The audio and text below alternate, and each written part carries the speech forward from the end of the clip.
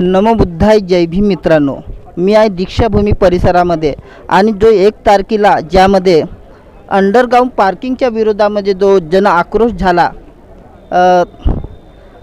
त्यावेळे नागपूरमध्ये सर्वात जास्त आंबेडकरी अनुयायांनी जो अंडरग्राऊंड पार्किंग आहे त्याच्या विरोधात उद्रेक केला आणि आज बाबासाहेब आंबेडकरांचे नातू भीमराव आंबेडकर दीक्षाभूमी परिसरामध्ये आले आहेत आणि ते नुकतेच दीक्षाभूमी स्तूपामध्ये गेले आहेत। आपण बघू शकता की यामध्ये जास्तीत जास्त आंबेडकरी अनुयायी यामध्ये आले आहेत आणि जो मुद्दा चालत आहे की अंडरग्राऊंड पार्किंग आम्हाला नको आहे, त्याच्या विरोधामध्ये आपण बघू शकता की यामध्ये घोषणा चालू आहे।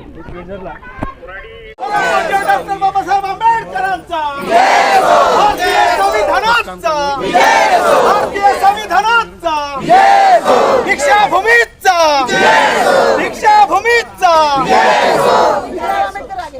भीमराव आंबेडकर आगे बढ़ो, हम तुम्हारे साथ हैं। भीमराव आंबेडकर आगे बढ़ो, हम तुम्हारे साथ हैं। भीमराव आंबेडकर आगे बढ़ो, हम तुम्हारे साथ हैं।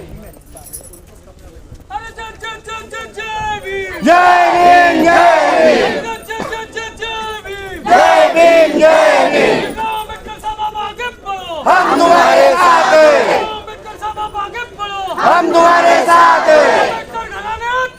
जय हो जय हो जय हो। भूमि कोणाची? अरे आमच्या बापाची। भूमि कोणाची? अरे आमच्या बापाची। भूमि कोणाची? अरे आमच्या बापाची।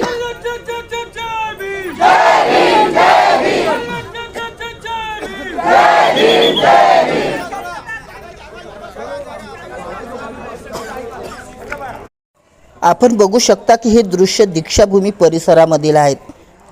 1 तारखेला ज्या पद्धतीने दीक्षाभूमीमध्ये जो अंडरग्राऊंड पार्किंगच्या विरोधात जनतेमध्ये एक जन आक्रोश मिळाला आणि जो विकासाच्या नावावर दीक्षाभूमीमध्ये अंडरग्राऊंड पार्किंग करण्यात आली होती, त्याविरुद्ध आंबेडकरी जनता यांनी आपल्या माध्यमातून तीव्र संताप व्यक्त केला आणि आज बाबासाहेब आंबेडकरचे नातू भीमराव आंबेडकर दीक्षाभूमीमध्ये आले आहेत।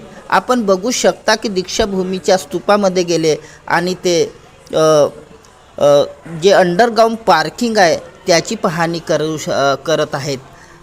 आपण बघू शकता की पोलिसांचा त्यामध्ये वाढता बंदोबस्त आहे आणि पोलीस प्रशासन सज्ज आहे। ज्या ठिकाणी जो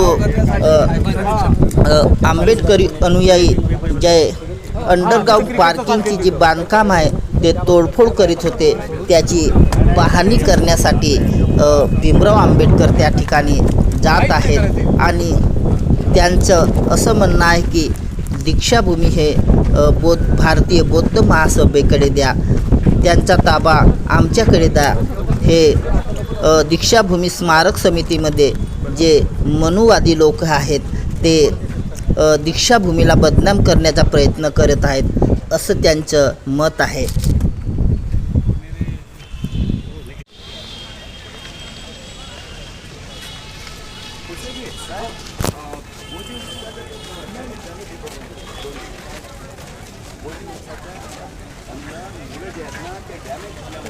पंखा जे आहेत ना त्या पण लागल्यात त्यांनी